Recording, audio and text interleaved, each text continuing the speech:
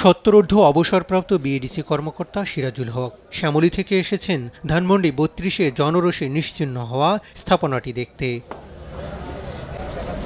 চোখের সামনে একটি দম্ভের চূর্ণ বিচূর্ণ ধ্বংসাবশেষের সামনে দাঁড়িয়ে ভাবছেন হাসিনার অসংখ্য উক্তি।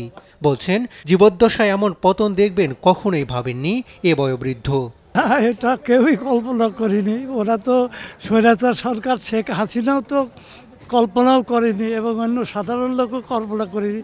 স্বৈরাচারী সরকার হাসিনা ভেবেছিল যে আমি এই পুলিশের সহায়তায়, পুলিশ দিয়ে, আর্মি দিয়ে এইভাবে সারা জীবন আমৃত্যু পর্যন্ত যতদিন সে বেঁচে থাকবে এই দেশকে সে শাসন করবে অন্যায়ভাবে। ৫ ফেব্রুয়ারি শেখ হাসিনার বক্তব্য ঘিরে শুরু হওয়া ছাত্র জনতার ক্ষোভ যেন শেষ হবার নয়। উৎসুক মানুষের ভিড় কমছেই না, বরং মানুষ আসছেন দূর দূরান্ত থেকে।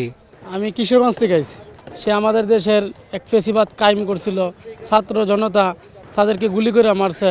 যারা অত্যাচার জুলুম ছাত্রলীগ, তারা দোকানে গিয়ে ভাঙচুর করতো, হোটেলে খাবার খায়া টাকা দিত না।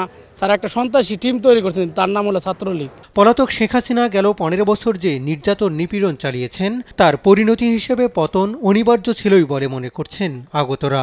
বলছেন, এ জাদুঘরের নিশ্চিহ্ন হয়ে যাওয়া তার ক্ষুদ্র ইঙ্গিত মাত্র। এত খারাপ পরিণতি মানুষের হওয়া উচিত না। ভবিষ্যৎ যারা রাষ্ট্র পরিচালনা করবে তাদের ওই দৃষ্টিটা নিয়েই চিন্তা ভাবনা করা উচিত। আমরা যেখানে এরা যারা ছিল, এখানে যারা এই দেশ যারা শাসন করছে, তাদের ভিতরে সমস্ত অপরাধগুলো একসাথে জড়ো হয়েছে। তার মানে এদের অবস্থা আরও ভয়ঙ্কর হওয়া উচিত ছিল, কিন্তু সেইটা হয় নাই। এই সরকারের এই যে ভেঙে যে মরুভূমি করে ফেলেছে, পাবলিক তো তাও এটা কম করে ফেলেছে আমি মনে করি। কারণ এই সরকার প্রতিহিংসা রাজনীতি করে, সেই ক্ষমতা যতবারই আসবে ততবারই সাধারণ নিরীহ লোকগুলোর ফাঁসির মঞ্চে ঝুলাবে।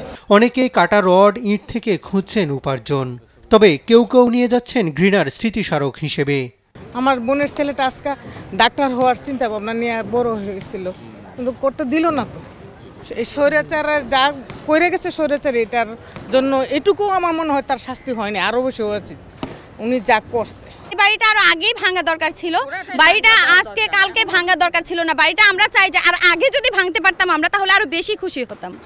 এখান থেকে আমি কোনো কিছুই নিতে চাই না। এখান থেকে মানুষ ইটা নিচ্ছে, বালু নিচ্ছে, সিমেন্ট নিচ্ছে, রড নিচ্ছে, এরকম নিতে আমি কোনো কিছুই চাই না। মানুষ টয়লেটে রাখবে তার ইট, আর টয়লেট তো দূরের কথা, আমি তার বাড়ির ধুলোটাও আমার পায়ের জুতায় করে নিতে চাই না। আমি যাওয়ার আগে চাইবো 1 বোতল পানি কিনবো 20 টাকা দিয়ে, তারপরে পানি দিয়ে আমার জুতাটা ধুবো, তারপরে আমি বাসায় যাব। আমি আমার এলাকায় এমন কোনো কিছু আমি স্মৃতি নিতে চাই না।